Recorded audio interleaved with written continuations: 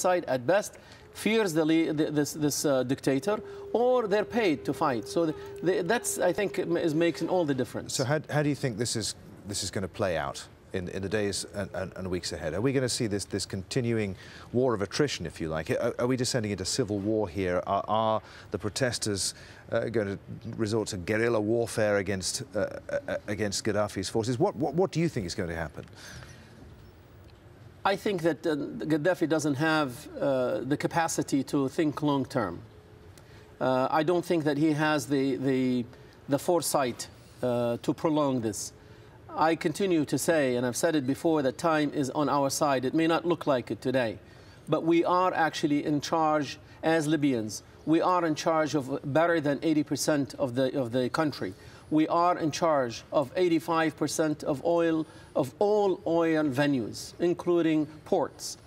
Gaddafi doesn't have anything except the 3 brigades that he controls around the city of Tripoli and his rat hole that he lives in AlJazeera. What I like to think is that for the world community to heed the requests and that come out of Benghazi and of this council that is formed and that now represents the legitimacy of the Libyan people, to heed the requests and the asks that are coming out and to do something. One of the very first things that they can do is at least to disrupt communication for Gaddafi and his forces, to jam the frequencies that they are using for fighter planes, for the tanks and communication, jam their frequencies so that they can be chaotic, they cannot organize, they cannot regroup, and so on. That is the least they can do. There are now fighting forces that is in the middle, in the Mediterranean, right off the coast of Libya, very capable of jamming these frequencies and disrupting their communication. That can happen tomorrow. When are we going to see a clear leadership emerge among the opposition? You're a Libyan political activist. Are you going home at any point in the near future? There is a difference, Adrian, between going home and being a political leader. Right.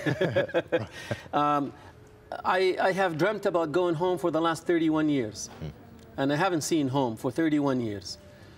So yes, I dream about going home, and God willing, I will go home. There is already, I think, at least on the ground, those that are on the ground are in much better shape and position to know what happens, when it happens, and how it happens. So I have a lot of trust and faith in the National Council that has been formed to at least take this revolution through the difficult times that we're in.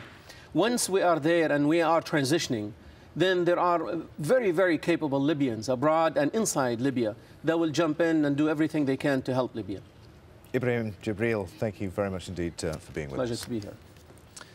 Right, time to get some more news from Europe now. Let's cross back to Felicity in London. Thanks, Adrian. Let's begin with the news that the lawyer for the Italian Prime Minister Silvio Berlusconi says his client will appear in court to defend himself, as long as it's not more than once a week. A court in Milan has postponed the opening of Berlusconi's latest tax fraud trial until March the 28th. He's accused of fraud and embezzlement over the acquisition of television rights on his Mediaset empire. Berlusconi also faces a second fraud trial, as well as separate charges of paying for sex with an underage escort. Italy's Constitutional Court partially stripped him of immunity from prosecution in January. Now, we've been hearing a lot about multiculturalism here in Europe recently. Leaders of Germany, France and Britain have all called on Muslims to become more integrated into mainstream society. In fact, France will enforce a ban on full-face veils from next month, outlawing the garment virtually everywhere. And members of the English Defence League are marching in Britain this weekend, calling for an end to what they say is a spread of Islamic extremism. Barnaby Phillips takes a closer look now at what integration means in the UK. If you want to find out about multiculturalism in Britain, East London is a good place to start. 100 years ago, the immigrants here were Jewish, more recently Bengali, and now Somali. We visited this women's group.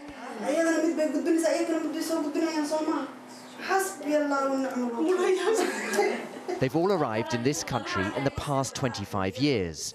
So, do they feel British?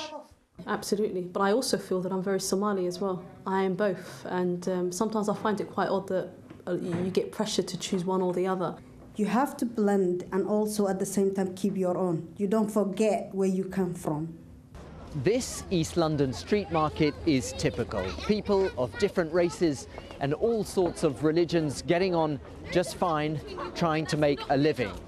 There is Islamic extremism in Britain, but it's not typical.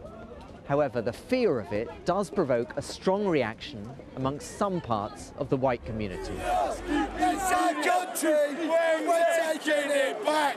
They're called the English Defence League, and they say they're a growing movement. Their mission is to defend English values against what they see as the creeping threat of Islam. Muslims, in the name of Islam, are causing a lot of friction and a lot of bother. They're not integrating. We don't want 5 years from now, everybody turn around and suddenly we're in a dilemma where there's a bomber in every town. This man is an expert on violent and extremist groups in Britain. When you see the English Defence League march, you'll often find a counter-demonstration group, like the Muslim Defence League is a new group that's formed. And the two groups do sort of need each other. They do need their enemies to define themselves against. So you have this sort of spiralling where both groups inform each other of where they're going to be. They both turn up to the same marches, they both fight, and they both get more publicity as a result. The Prime Minister worries that some Muslims define themselves only in terms of their religion. But it's difficult to impose a British identity on anyone. This country is still working out how to build a more coherent society in which everyone feels they belong. Barnaby Phillips, Al Jazeera, East London. To Russia now, where the Orthodox Church has stirred controversy by calling for a national dress code. A senior cleric in the church claimed that Russian women who wear revealing clothes encourage sexual assault. Neve Barker reports from Moscow. Socialite Lena Nelidova takes us on a tour of her wardrobe. It may be -20 outside, but like many Russian women, it hasn't dulled her love for skimpy clothes. I don't like clothes that reveal everything, but I do like clothes that cover just a little bit.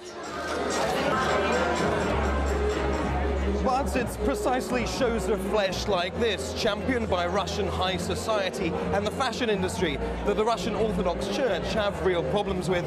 They want Russians to think long and hard about the social impact of their dress decisions. The Orthodox Church is steeped in tradition. It advocates long skirts and headscarves for women and conservative clothes for men.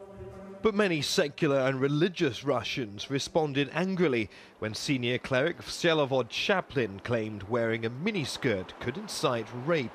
If a woman provokes people to think that she's a prostitute or something like that, she does bear her part of responsibility. I'm not justifying rape or improper behavior of men, but it's a part of the tradition of every religion that a woman should be humble.